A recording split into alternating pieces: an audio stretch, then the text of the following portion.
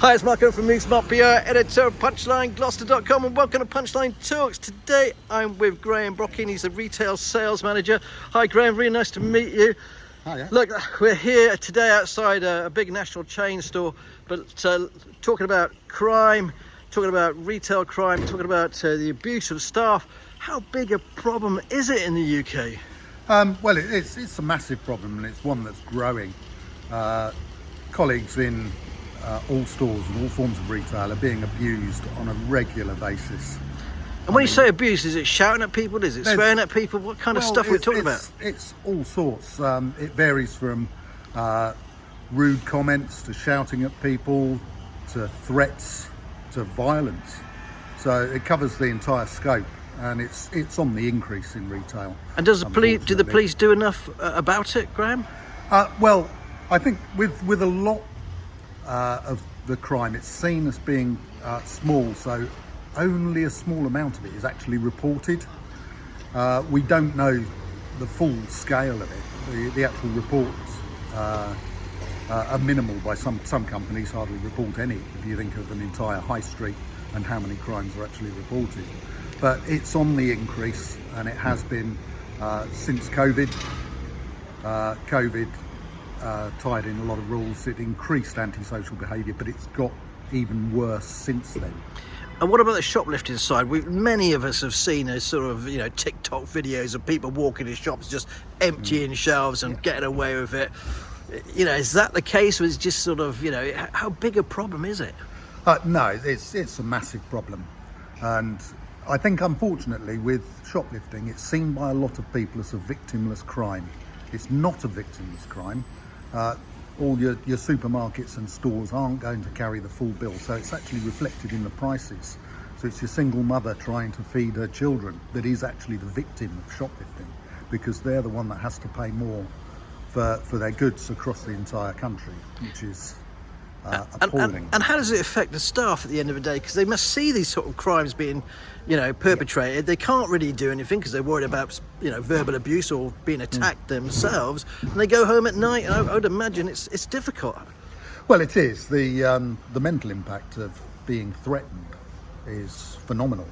One of the biggest things my company in particular do is it's more about protecting staff than protecting stock. Looking after the mental impact on staff from being threatened, being abused, it's fairly regular. I was store manager of one convenience store, and I'd say I was threatened every week, sometimes more than once, but I don't think a week ever went by when I wasn't threatened by somebody. When you stop shoplifters, you stop antisocial behaviour, you're dealing with these problems on a daily basis. And how did that make you feel, Graham?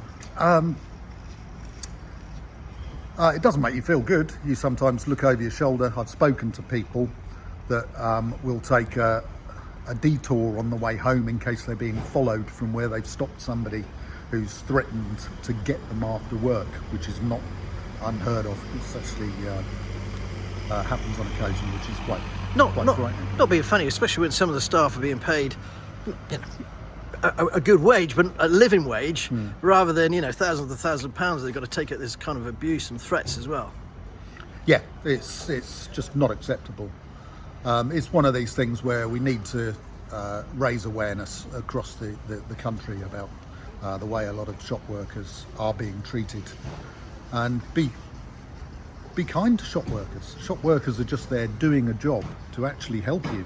They're not there to make anybody's life difficult. Sometimes they're the only people that a lot of the customers meet in a day. So if there are vent up frustrations, they quite often come out against shop workers. Okay, that's the minor side of it. The shoplifting side and the threats, they're the more serious side, but both actually build to have an impact. You can have a really bad day where you've had 4 or 5 people just swear at you for no reason whatsoever, and then if that's followed up by somebody threatening you and threatening to follow you home, your confidence is already shattered, and it can be quite impactful. And Graham, what do you think the cost is to the business and to the country?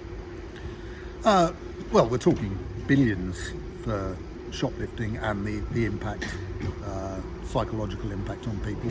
If you think of how it affects sick pay as much as anything for people that are off, that's a phenomenal impact. Shoplifting itself is massive on a national scale, so you would be looking at billions of pounds in total across the nation, all of which will end up in prices. Graham, thanks ever so much for talking today, and all the very best for the future as well. Thank you.